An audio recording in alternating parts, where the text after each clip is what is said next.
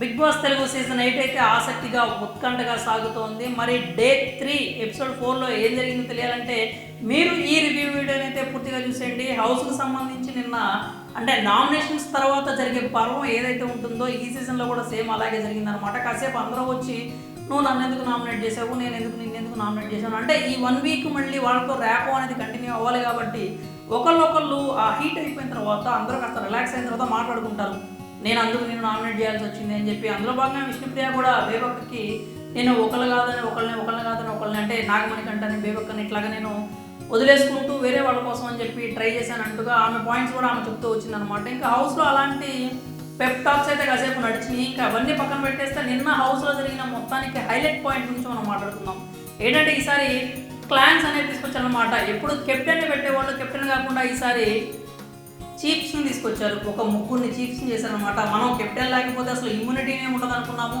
అలాంటిది ముగ్గురు చీఫ్స్ని తీసుకొచ్చి ముగ్గురికి కూడా ఇమ్యూనిటీ ఇచ్చారనమాట. అప్పుడు నామినేషన్స్లోకి వచ్చే వాళ్ళ లిస్ట్ అనేది తగ్గిపోతుంటే ఆప్షన్స్ తగ్గిపోతూ ఉంటాయి. అప్పుడు పడ్డ వాళ్ళకే నామినేషన్స్ ఎక్కువ పడే అవకాశం కూడా ఉంటుంది. మరి ఇలా ఎందుకు చేశారనేది బిగ్ బాస్ వాళ్ళ స్ట్రాటజీ అని అనుకోవాలి మనం. ఇక ఈ క్లాన్స్కి సంబంధించి ఈ చీఫ్లకి ఇప్పుడు రాజ్యం లేని అంటే సైన్యం లేని రాజు బలహీనుడు అంటూ ఒక పెద్ద కొటేషన్ చెప్పారు. కొటేషన్ చెప్పేసి ముగ్గురిని పెట్టి మీ ముగ్గురికి 3 క్లాన్స్ కావాలి, మీరు ఆ క్లాన్స్ని రెడీ చేసుకోవాలి అని చెప్పారు. అయితే ఫస్ట్ అవకాశం కింద బేబక్క అలాగే ఆర్జే శేఖర్ భాష నబీల్కి అంటే మీరు చీఫ్ అవ్వడానికి ఒక అడుగు దూరంలో నుంచి మీరు మిస్ అయ్యారు కాబట్టి ముందుగా ఏ క్లాన్కి వెళ్ళాలో మీరే డిసైడ్ చేసుకోండి అని చెప్పి వాళ్ళకి ఇచ్చారు అవకాశం. చూస్తే బేబక్క ఏమో నేను నిఖిల్ దగ్గరికి వెళ్తానని చెప్పింది. నబీలేమో తను నా బడి కలిసే వచ్చాము, కలిసి ఆటలో ముందుకు వెళ్తామని చెప్పి తనైతే నైనిక దగ్గరికి వెళ్ళాడు. ఇక ఆర్జశేఖర్ భాష ఏమో చాలా తెలివిగా చెప్పాడు అనమాట. నా తప్పులన్నీ నేను ఎప్పుడు పడుకుంటా ఎప్పుడు లేస్తాను అన్నీ యష్మికి తెలుసు కాబట్టి నేను పక్క టీంలో ఉంటే ఆమె నా మీద అస్త్రాలుగా వాడే అవకాశం ఉంటుంది అని చెప్పి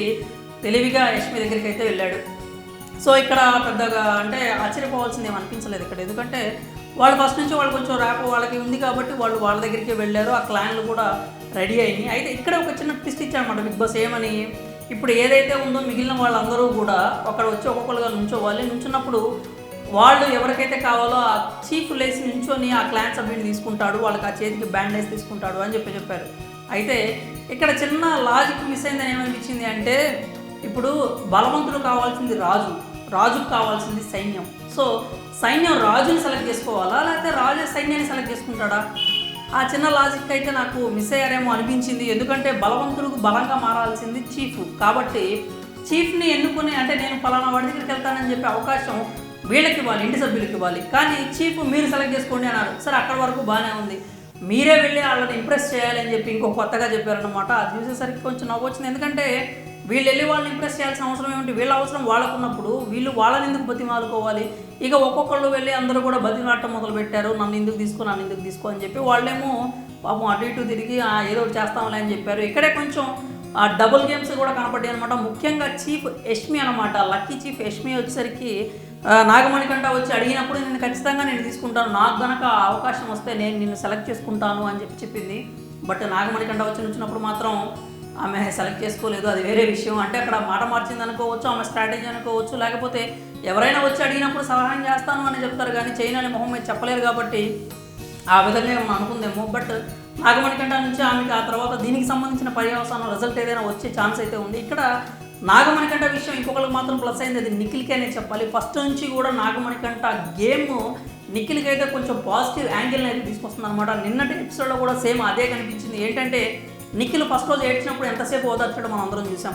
అక్కడ నిఖిల్కి చాలా మంచి పేరు కూడా వచ్చింది. అలాగే నిన్నటి ఎపిసోడ్లో చూసినట్టయితే నాగమణికంట వచ్చి నుంచోగానే ఎవరు లేవలేదు, ఫస్ట్ చీఫ్లు ఎవరు లేవలేదు, ఎవరు తీసుకోరేమో అని అనుకునే సమయంలో లేచి నిఖిల్ నుంచొని నేను తీసుకుంటా అని చెప్పాడు. దానికి సంబంధించి ఆ తర్వాత అతనికి కొంచెం విష్ణుప్రియ నుంచి నెగిటివ్ కూడా అయిందనమాట. నెగిటివ్ ఏంటి అంటే విష్ణుప్రియ వచ్చి నేను నీతో అంత మాట్లాడాను, అంత అడిగాను, కానీ నువ్వు నన్ను తీసుకుంటావేమో అనుకుంటే నేను వచ్చినప్పుడు నువ్వు కనీసం రియాక్ట్ అవ్వలేదు, నువ్వు నన్ను తీసుకోలేదు అని చెప్పి ఆమెను నా దగ్గర నువ్వు మాట మార్చావు, డబుల్ గేమ్ ఆడావు అనే విధంలో విష్ణుప్రియ అయితే మాట్లాడింది. ఆ కన్వర్సేషన్ కూడా నిఖిల్కి చాలా పాజిటివ్ అయింది. ఎందుకంటే నిఖిల్ ఒకటే చెప్పాడు, నేను కనుక నాగమణికంటని సెలెక్ట్ చేసుకోకపోయి ఉంటే ఎవరు అతన్ని తీసుకునేవాడు కాదు. అటు నైనిక కూడా రెడీగా లేదు తీసుకోవటానికి, ఇటు యష్మి కూడా సిద్ధంగా లేదు. నాగమణికంట అని ఇప్పటికే అతను ఎమోషనల్గా చాలా డౌన్లో ఉన్నాడు. ఇప్పుడు అతన్ని అలా వదిలేస్తే ఇంకా ఎక్కువ డిప్రెషన్లోకి వెళ్ళిపోయే ప్రమాదం ఉందేమో అని నా అంతటా నేను లేచి నా క్లాన్ వీకో స్ట్రాంగ్ అనేది పక్కన పెట్టేసి నేనైతే నాగమణికంఠాన్ని తీసుకోవాలని నేను ఫిక్స్ అయ్యాను అని చెప్పి నాగమణికంఠాన్ని తన క్లాన్లో తీసుకున్నాడు.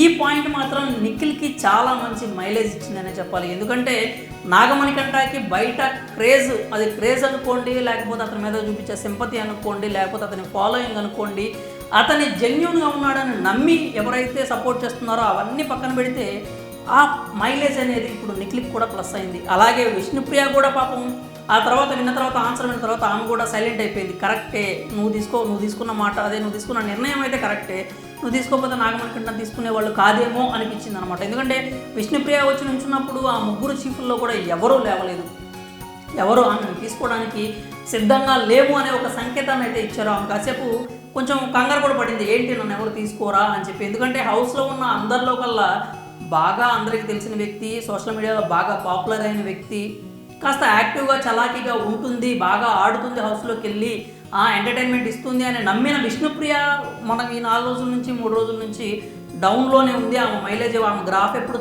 తక్కువగానే ఉంటుందని మనం చూస్తూనే ఉన్నాము. సో వాళ్ళు కూడా ఎవరు తీసుకోలేదు. కానీ ఆఖరికి నైన్కి అయితే లేచి నేను తీసుకుంటాను, నాకు ఎంటర్టైన్మెంట్ అంటే నేను ఎంటర్టైన్మెంట్ కాబట్టి నాకు కూడా ఎంటర్టైన్మెంట్ కావాలి, నేను విష్ణుని తీసుకుంటాను అని చెప్పి తీసుకుంది.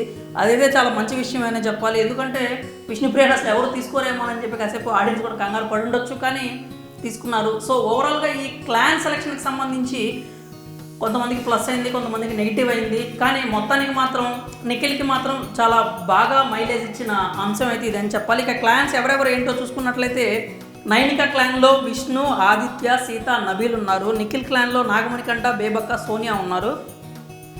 యష్మి క్లాన్లో శేఖరు, అభయ్, నవీను, ప్రేరణ, పృథ్వీ ఉన్నారు. ఇక్కడైతే మీరు గమనించుకున్నట్లయితే నైనిక అండ్ యష్మి క్లాన్స్లో మాత్రం నలుగురు సభ్యులు ఉన్నారు. కానీ నిఖిల్ దాంట్లో మాత్రం 3 సభ్యులే ఉన్నారు. సో వీళ్ళిద్దరూ సమానంగా ఉన్నారు కాబట్టి సమ బలాలు, అంటే ఒక్క వరలో 2 కత్తులు ఎమ్మడు అనే ఒక రెగ్యులర్ డైలాగ్ ఒకటి కొట్టేసి బిగ్ బాస్ మీరు ఇక మరి కొట్టుకోవాల్సి ఉంటుంది, మీరు ఇట్లా ప్రశాంతంగా ఉంటే కుదరదు అని చెప్పి కొత్తగా టాస్క్లు అయితే స్టార్ట్ చేశారనమాట. దానికి సంబంధించిన ఫస్ట్ టాస్క్లో బాల్ కొట్టు గోల్ కొట్టు అని ఒక టాస్క్ పెట్టారు.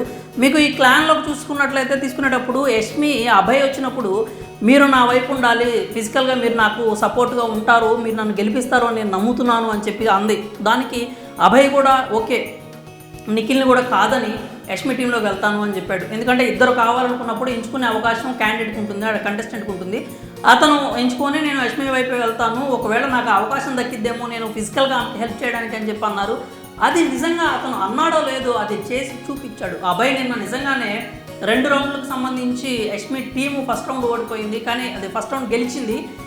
ఆ గెలవడానికి కారణం అభయ్ నవీన్ అనమాట. పడిన ఒకే ఒక్క గోల్ కూడా అభయ్ నవీనే చేశాడు. చెప్పిన విధంగా ఆ టీంని అయితే గెలిపించుకున్నాడు అనమాట. అది చాలా మంచి విషయం అని చెప్పాలి. ఎందుకంటే అభయ్కి కూడా మైలేజ్ మనకు తెలియకుండానే సైలెంట్గా గ్రాఫ్ చాప కింద నీరులా పెరుగుతూనే ఉంది. ఎందుకంటే మనడు మాట్లాడే ప్రతి మాట లాజికల్గా ఉంటుంది, ఎక్కడ కూడా తన వైపు తప్పు లేకపోయినా ఆ తప్పు లేకుండా చాలా అద్భుతంగా మాట్లాడుతున్నాడు. తన వైపు తప్పు ఉండట్లేదు, ఎందుకంటే అతను తప్పుగా బిహేవ్ చేయట్లేదు కాబట్టి. ఎవరైనా తప్పు చేస్తే మాత్రం అక్కడికక్కడే నిలదీస్తున్నాడు, ప్రశ్నిస్తున్నాడు. హౌస్లో నేను ఉన్నా కాబట్టి నాకు సంబంధం ఉన్నా లేకపోయినా ఒక విషయం మీద నేను మాట్లాడుతాను అని చెప్పి అభయ్ నవీన్ చాలా మంచి పాయింట్ చెప్పాడు, చాలా బాగా చెప్పాడు కూడా. ఇక ఆ క్లాన్కి సంబంధించి ఆ టాస్క్ అయితే జరిగింది. దాంట్లో యష్మి టీం అయితే గెలిచిందనమాట. వాళ్ళు ఒక గోల్ చేశారు, వాళ్ళు గెలిచారు. ఇక తర్వాత హౌస్లో చూసుకున్నట్లయితే ఈ వాష్రూమ్స్ పంచాయతీ ఎప్పుడు ఉండేది. ఈ వాష్రూమ్స్ పంచాయతీ ఈ సీజన్లో కూడా ఉందన్నమాట. నిఖిల్ వాళ్ళు వచ్చేసి అంటే యష్మికి చెప్పారనమాట, వాష్రూమ్స్ ఇన్ఛార్జ్ ఆమె కాబట్టి ఆమెకి ఇట్లాగా స్నానం చేసి వచ్చిన తర్వాత హెయిర్స్ ఇవన్నీ హెయిర్ పార్టికల్స్ అన్నీ కూడా ఉంటున్నాయి. హెయిర్ బ్యాండ్స్ కూడా అక్కడే పెట్టేసి వెళ్ళిపోతున్నారు. నేను 2 డేస్ నుంచి చూస్తున్నాను, అది ఎవరు తీయట్లేదు అన్నట్లుగా నిఖిల్ చెప్పాడు. ఇక యష్మి వచ్చి తలా ఒక దగ్గరికి వెళ్ళి ఈ విషయం చెప్తూ ఉందన్నమాట. అయితే వాష్రూమ్లో ఉన్న సోనియాకి చెప్పగానే యథావిధిగానే ఎప్పట్లాగానే సోనియా తనకు సంబంధించి మాత్రం నెగిటివ్గానే కొంచెం రియాక్ట్ అయిందనమాట. నువ్వు ఇట్లాంటి విషయం ఏదైనా ఉంటే అందరూ ఉన్నప్పుడు చెప్పాలి, అంతేగాని నువ్వు నా ఒక్కదానికి వచ్చి ఎలా చెప్తావు అన్నట్టుగా మాట్లాడింది. యష్మి కూడా తనని తను డిఫెండ్ చేసుకోవడానికి అయితే చాలా గట్టిగానే ప్రయత్నించింది. గొడవ అయితే జరిగింది, ఈ వాష్రూమ్స్ పంచాయతీ జరిగింది. ఆ తర్వాత అందరూ బయట కూర్చొని అభయ్ కూడా చెప్పాడనమాట, ఎవరు కూడా మీరు ఇలాంటి ఏదున్నా కానీ ఎవరు ఇన్ఛార్జ్ ఉంటే వాళ్ళు అప్పటికప్పుడే క్లీన్ అయిపోయేలాగా చూసుకోండి, లేదంటే ఇదే పంచాయతీ ఇప్పుడు వాష్రూమ్స్ దగ్గర నుంచి వచ్చింది, రేపు కిచెన్లో నేను తిన్న ప్లేట్ ఒక పూట ఒక దగ్గర ఇంకో పూట ఇంకో దగ్గర పెట్టి వదిలేస్తాను నేను అన్నట్లుగా చేసుకుంటూ పోతే హౌస్ అంతా ఆగమైపోయే ప్రమాదం ఉందని అభయ్ కూడా హెచ్చరించడం జరిగింది. దీనికి సంబంధించి ఒక మంచి డిస్కషన్ అయితే జరిగింది. సోనియా మాత్రం ఎప్పటిలాగానే కొంచెం నెగిటివ్ ఇంపాక్ట్ అయితే కొంచెం హౌస్లో క్రియేట్ చేసింది అనమాట. తాను ఏదో లాజికల్గా మాట్లాడుతున్నాను అనుకుంటుంది, కానీ అది నెగిటివ్ వైపుగానే వెళ్ళే ప్రమాదం అయితే ఎక్కువగా కనిపిస్తుంది. ఓవరాల్గా చూసుకున్నట్లయితే ఈ ఎపిసోడ్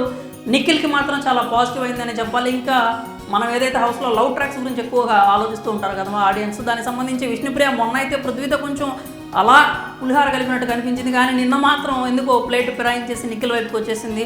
నేను నిన్ను లైక్ చేస్తున్నాను, నువ్వు అంటే నాకు ఇష్టము, అందుకే కదా నేను ఎవ్వరికి కూడా ఇట్లాగా హ్యాండ్స్ అనేవి నేను నొక్కను, కానీ నేను నీకు అలా చేస్తాను అని నేను ఎందుకు చెప్పాను అంటే నువ్వు అంటే నాకు ఇష్టం కాబట్టి, అలాంటిది నువ్వు నన్ను తీసుకోకపోయేసరికి నాకు కొంచెం బాధ వేసింది అన్నట్లుగా విష్ణుప్రియ కూడా చెప్తూ వచ్చిందనమాట. ఇది నిన్న జరిగిన ఓవరాల్ ఎపిసోడ్ మాత్రం.